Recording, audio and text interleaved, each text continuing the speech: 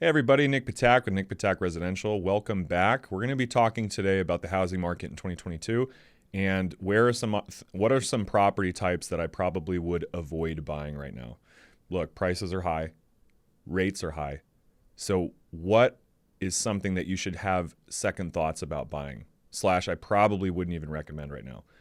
If you're going to buy a condo or a townhome, and what you're expecting is to get a 20 to 30% return in the next 3 years because you're saying, well, prices have consistently gone up so much. I want to buy a $300,000 condo. It's going to be worth $400,000 in 3 years, but I need it to go up because I need that money, then go buy a house. I probably wouldn't recommend that. There's a chance that doesn't happen. Condos and townhomes sometimes have a lesser of an upside than a single family detached home. If you need to live there long term and you want to live in this condo or townhome where prices are higher and rates are higher, that's one thing.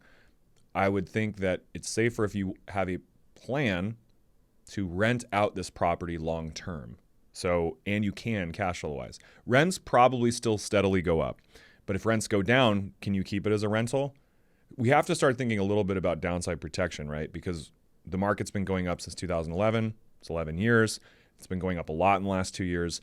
This is where you have to think, okay, do I need to buy this? Or is it just because I'm feeling like I'm missing out and it's going to be 40% more expensive in 5 years? That's probably not going to happen. You know, this is a prediction. It's probably almost worthless because who would have thought that 2 years ago that the market would go up this much? But I'm just trying to look out for you that do you need to consider your long-term implications. Now, for example, I bought my own home last year in 2021. I bought it on MLS from another realtor. I was the buyer. I competed against 5 other offers. I had to pay over asking price, but I bought a property in a long-term neighborhood. I'm going to live for 10 plus years.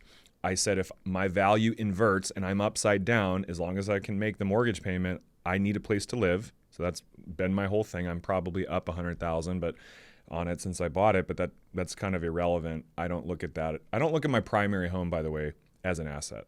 And I don't really think you should either. It negatively cash flows. It's for housing. It's for stability. You need a place to live.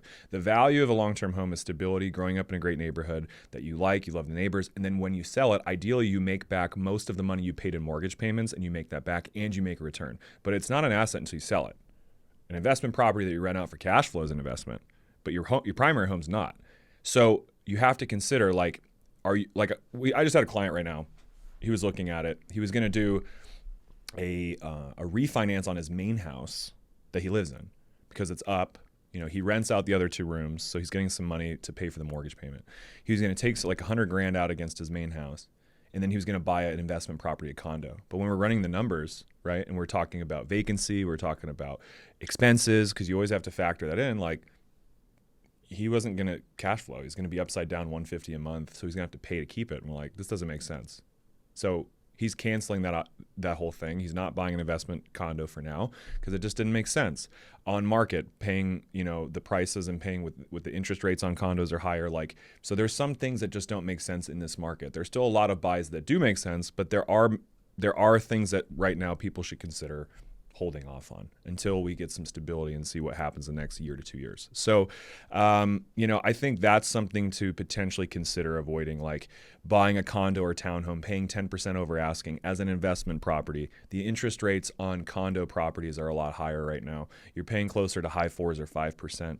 That really affects your ability to cash flow something, right? You're banking on something that's unreliable necessarily, like rents keeping going up 10, 15, 20%.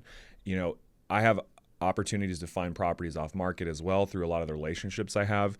Not like wholesaler lists necessarily that blast it out to everybody, but direct people that I know that fix and flip properties that have rentals that would consider selling them for the right price.